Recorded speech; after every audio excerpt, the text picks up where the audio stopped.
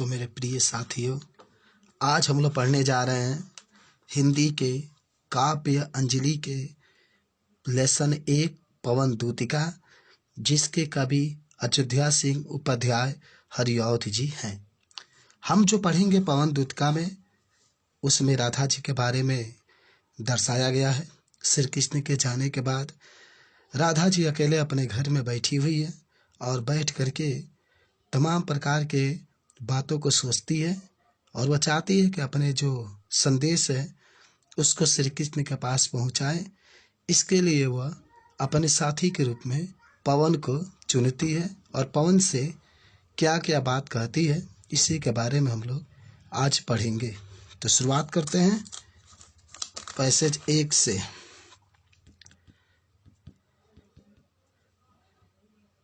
Passage 1।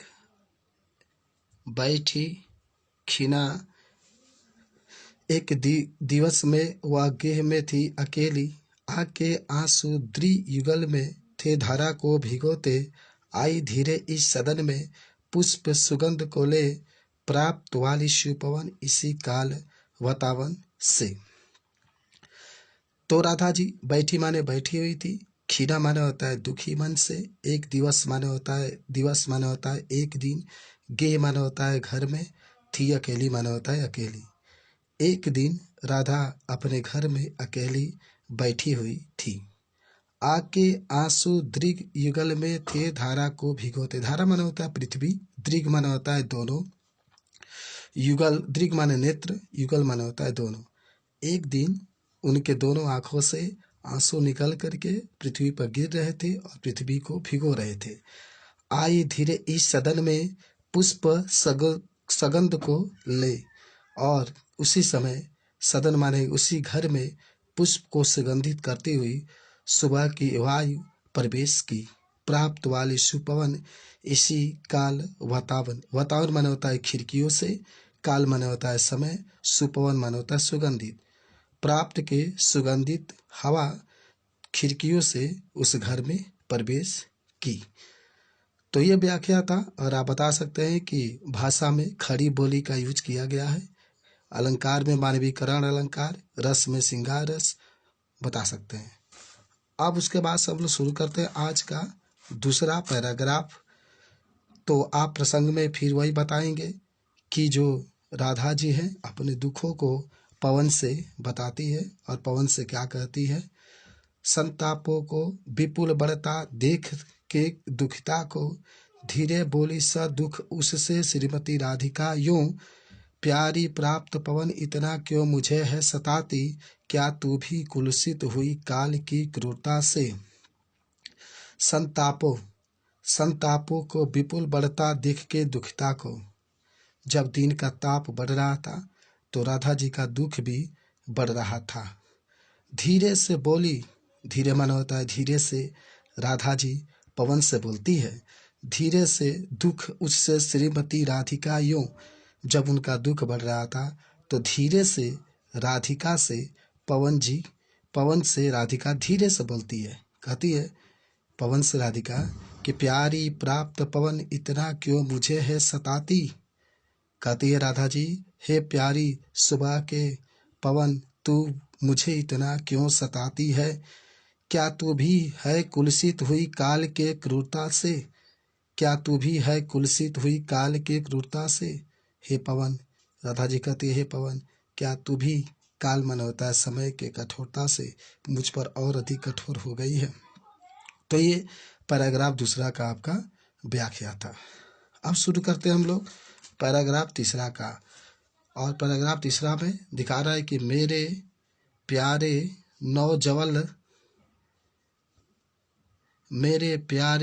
नौजलद से कंज से नेत्र वाले, जाके आए न मधुबन से और न भेजा संदेशा, मैं रो रो के प्रिय विरह से बावली हो रही हूँ जाके। तो तीसरा में कहता है राधा जी पवन से बता रही अपनी सारी बातें। व्याख्या शुरू करते हैं। मेरे प्यारे नौ जलद से कंज से नेत्र वाले, कहती है राधा जी पवन से कि हे पवन, मेरे प्यारे, नौ माने होता है नए, जलद माने बादल के समान, और कंज माने होता है कमल के जैसे नेत्रों वाले। जाके आए नहीं मधुबन से मेरे श्री कृष्ण, मथुरा से जा कर के वापस नहीं आए और ना भेजा संदेशा, और उसने कोई संदेशा भी नहीं भेजा। मैं रो रो के प्रिय विरह से बावली हो रही हूँ। फिर कहती है पवन से राधा जी कि मैं उन श्री कृष्ण की याद में रो रो करके दुख से पागल होती जा रही हूँ। जाके मेरी सब दुख कथा कथा श्याम को तू सुना दे। हे पवन, मेरे सभी दुखों को जा करके श्री कृष्ण को तुम सुना दे। आज शुरू करते हैं हम लोग चौथा का व्याख्या। जो ही मेरा भवन तज तू अल्प आगे बढ़ेगी, शोभा वाले सुखद कितने मज्जू कुछ मिलेंगी। प्यारी छाया मृदुल स्वर से मोह लगी तुझे वो, तो भी मेरे दुख लख वहाँ न विश्राम लेना। पवन से राधा जी कहती है कि तुम जब श्री कृष्ण के पास जाओगे तो तुम्हें बहुत कुछ रास्ते में मिलेंगे, लेकिन उस सुंदर चीज को देख करके वहाँ पर मत रुकना, आगे बढ़ते जाना। जो ही मेरा भवन तज तू अल्प आगे बढ़ेगी। हे पवन, जैसे ही भवन माने घर, जैसे ही हे पवन, जैसे ही मेरे घर को तुम छोड़ करके थोड़ा सा ही आगे बढ़ोगे तो शोभा वाले सुखद कितने मधु कुछ कुंज मिलेंगे। जब तुम आगे बढ़ोगे तो तुम्हें शोभा प्रदान करने वाले, सुख प्रदान करने वाले बहुत अधिक सुंदर सुंदर कुंज भी मिलेंगे। प्यारी छाया मृदुल स्वर से मोह लगी तुझे वह। फिर राधा जी कहती है पवन से कि हे पवन, जब तुम आगे बढ़ोगे तो तुम्हें वृंदावन में बहुत ही प्यारा और बहुत ही मधुर स्वर वाला अनेक वृंदावन मिलेगा जो तुम्हें मोहित कर लेगा। तो भी मेरा दुख लग वहाँ जाना, विश्राम लेना। हे पवन, तभी मेरे दुख को ध्यान रखना और मेरे दुख को देखते हुए तुम वहाँ पर रुक करके विश्राम मत करना। तो ये था। इसके बाद से आप पैसेज हम लोग 5 के पास चलते हैं। फिर राधा जी पवन से कहती है कि थोड़ा आगे सरस रब का धाम, सत पुष्प वाला, अच्छे अच्छे बहुद्रुम लतावन सौंदर्यशाली, प्यारा वृंदा विपिन मन को मुग्धकारी मिलेगा। आना जाना इस विपिन से मुँह माना न होना। राधा जी फिर पवन से कहती है कि हे पवन, थोड़ा आगे सरस, अगर तुम थोड़ा सा आगे बढ़ोगे तो तुम्हें सुंदर पुष्पों वाला धाम माने होता है वृंदावन मिलेगा। अच्छे अच्छे बहुद्रुम लतावन सौंदर्यशाली, तुम्हें अच्छे अच्छे लताओं वाला और सौंदर्य प्रदान करते हुए अनेक बगीचा भी मिलेगा। प्यारा वृंदा विपिन मन को मुग्धकारी मिलेगा। प्यारा मन प्यारा, वृंदा विपिन मन होता बगीचा। जब तुम आगे जाओगे तो तुम्हें बहुत ही प्यारा बगीचा मिलेगा जो तुम्हारे मन को मोहित कर लेगा। आना जाना इस विपिन से मुँह माना ना होना। हे पवन, तुम उस विपिन माने बगीचा में आना जाना, लेकिन उस बगीचे पर मोहित मत होना। फिर अब 6वां का व्याख्या हम लोग पढ़ते हैं।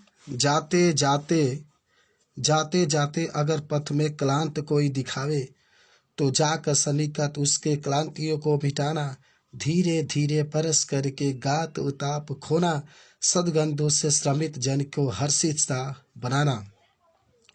हे पवन, अगर तुम जाते जाते पथ माने रास्ता में क्लांत माने कोई थका हुआ तुम्हें व्यक्ति दिखाई दे, तो जाके सन्निकट, तो उसके पास जा करके उसके क्लांतियों माने होता है उसके थकावट को तुम मिटाना। धीरे धीरे परस करके गात उताप खोना। धीरे धीरे माने होता है उसको धीरे धीरे, परस माने होता है देख करके उसके गात माने शरीर का, उताप माने होता है गर्मी को तुम नष्ट कर देना। यानी कहना चाहती है राधा जी पवन से कि हे पवन, तुम धीरे धीरे उसके पास जाना और उसके पास जो गर्मी होगा शरीर का उसको दूर करना। सदगंतों से श्रमित जन को हर्षित सा बनाना। हर्षित माने प्रसन्न होता है, श्रमित माने थके हुए, और जन माने होता है लोगों को। हे पवन, जब तुम आगे बढ़ोगे तो तुम्हें थके हुए जो लोग होंगे उसको तुम सुगंधित करना और उसको प्रसन्न कर देना। ये व्याख्या था। आइए 7वां का अध्ययन करते हैं और इसकी व्याख्या देखते हैं। लज्जाशीला पथिक महिला जो कहीं दृष्टि आए, तो होने देना वृकित वासना तू न तू सुंदरी को। जो थोड़ी सी श्रमित हुआ हो गोद ले शांति खोना। होठों को और कमल मुख के मलनताएं मिटाना। राधा जी पवन से कहती है कि हे पवन, लज्जाशीला पथिक महिला जो कहीं दृष्टि आवे। हे पवन, अगर तुम रास्ते में चलते हो, पथिक माने होता है राही, तुम्हें लज्जाशील अगर कोई औरत दिखाई दे तो होने देना विकृत वासना। विकृत माना होता है उड़ाना, वासना माना होता है वस्त्र को, न माना होता नहीं, सुंदरी माना होता है सुंदरी, सुंदर स्त्री को। तो तुम उसके सुंदरी, जो सुंदर स्त्री है, तुम उसके वस्त्र को मत उड़ाना।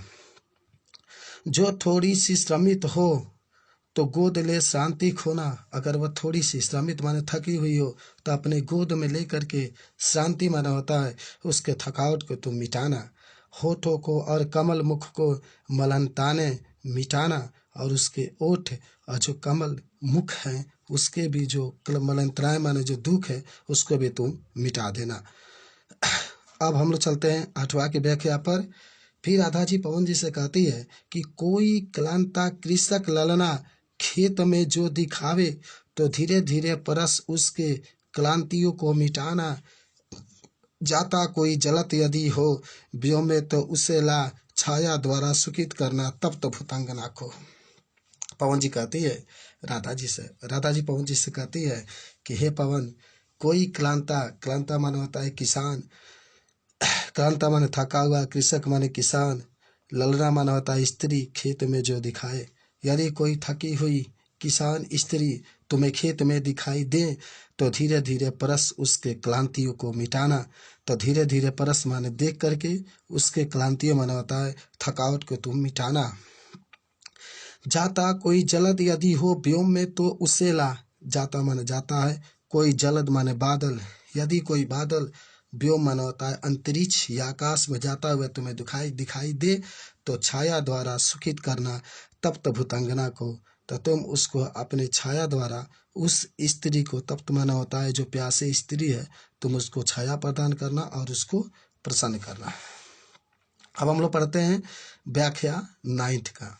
फिर राधा जी पवन जी से क्या कहती है कि जाते जाते पहुँच मथुरा धाम में उत्सुकता हो तो न्यारी शोभा वरनगर को देखना मुक्त होना। तू होगी चकित लग के मेरु शिव मंदिरों को, आभा वाले कलश जिनके दूसरे अर्क से हैं। जाते जाते पहुँच मथुरा धाम में उत्सुकता हो। अब पवन जी से राधा जी कहती है कि हे पवन, अगर जाते जाते तू मथुरा धाम में अगर पहुँचना तो बहुत उत्सुक होना। न्यारी शोभा वर नगर को देखना मुग्ध होना, और जो नगर के शोभा है तुम उसको देखना और उस पर मोहित होना। तू होगी चकित लग के मेरु शिव मंदिरों की, तू होगी चकित, कहती है कि अगर तुम वहाँ पर जाओगे तो जो बड़े बड़े मंदिर है लख मरो उसको देख करके हे पवन तुम बहुत आश्चर्यचकित होंगे। आभा वाले कलश जिनके दूसरे अर्क से हैं। फिर कहती है कि तुम जाओगे तो वहाँ आभा वाले अनेक ऊंचे ऊंचे अर्क लगे हुए तुम्हें मंदिर दिखाई देंगे। अब आते हैं 10वां नंबर पर। फिर राधा जी पवन जी से कहती है कि देखे पूजा समय मथुरा मंदिरों मध्य जाना, नाना वाद्य मधुर स्वर को मुग्धा को बढ़ाना, किवा लेके रचु तरु के शब्दकारी फलों को धीरे धीरे मधुर रब से मुग्ध हो बजाना। कहती है कि हे पवन, जब तुम आगे जाओगे, जब मथुरा में पहुँचोगे तो देखो क्या क्या करने के लिए कहती है राधा जी पवन जी से कि देखे पूजा समय मथुरा मंदिरों मध्य जाना।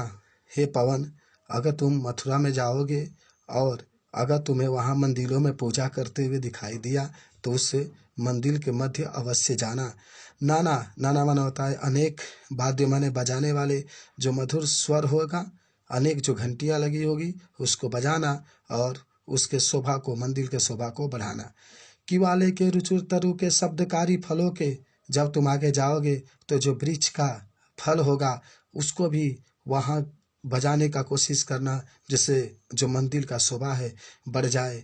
और धीरे धीरे मधुर रब से मुग्ध हो बजाना, और धीरे धीरे मधुर रब माने घुंघरू जो होगा उसको ही बजाना, जिसको देख करके सभी लोग मोहित हो जाएंगे। अब हम लोग चलते हैं 11 के पास व्याख्या करने के लिए।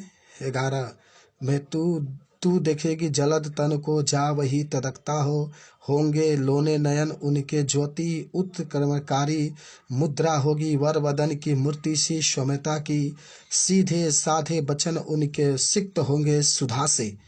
पवन जी से राधा जी कहती है कि हे पवन, तू देखेगी जलद तन को जो वहीं तदकता हो।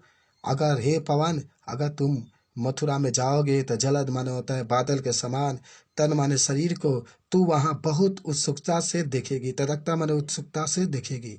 होंगे लोने नयन उनके, होंगे होंगे माने होंगे, लोने माने सुंदर, नयन माने होता है नेत्र उनके, ज्योति उत्कर्मणकारी, उनके जो नेत्र होंगे, जो श्री कृष्ण होंगे उनके नेत्र बहुत ही, लोने माने सुंदर होता है, नेत्र बहुत ही सुंदर होंगे और उन नेत्रों में से प्रकाश बाहर निकलता हुआ दिखाई देगा। मुद्रा होगी वर बदन की मूर्ति सी सौम्यता की, मुद्रा होगी वर बदन, बदन माने शरीर, और उनका जो श्री कृष्ण का शरीर होगा वह मुद्रा बिल्कुल ही एक मुद्रा के समान दिखाई देगा। ऐसा लगता है कि बिल्कुल वह मूर्ति के समान दिखाई देगा। सीधे साधे वचन उनके सिक्त होंगे सुधा से, और उनके जो वचन होंगे वह जो बात करेंगे बहुत ही सीधे साधे वचन करेंगे, और ऐसा लगेगा कि उन बातों से अमृत बरस रहा है। सुधा माने अमृत होता है, अमृत बरस रहा है। तो एक बार और रिपीट कर देते हैं। तू देखेगी जलद तन को जा वहीं तदकता हो, अगर तुम आगे बढ़ोगी तो तुम्हें उससे बादल जैसे शरीर तुम्हें दिखाई देंगे। होंगे लोने नयन उनके ज्योति उत्तमकारी, और उनके जो नेत्र होंगे बहुत सुंदर होंगे और उनसे प्रकाश बाहर निकलता हुआ दिखाई देगा। मुद्रा होगी वर वदन सी मूर्ति सी सौम्यता की, और उनका जो शरीर होगा बहुत ही सुंदर होगा और उसमें से मूर्ति के समान वो दिखाई देंगे। सीधे साधे वचन उनके सिक्त होंगे सुधा से, और बहुत ही, हे पवन, जब तुम उनको देखोगी तो वह बहुत ही सीधे साधे वचन बोलते होंगे और उनका जो आवाज़ होगा वह बिल्कुल अमृत की तरह बाहर निकलता होगा। अब हम लोग 12 नंबर व्याख्या के पास चलते हैं। नीले फूले कमल दल सी गात की क्षमता,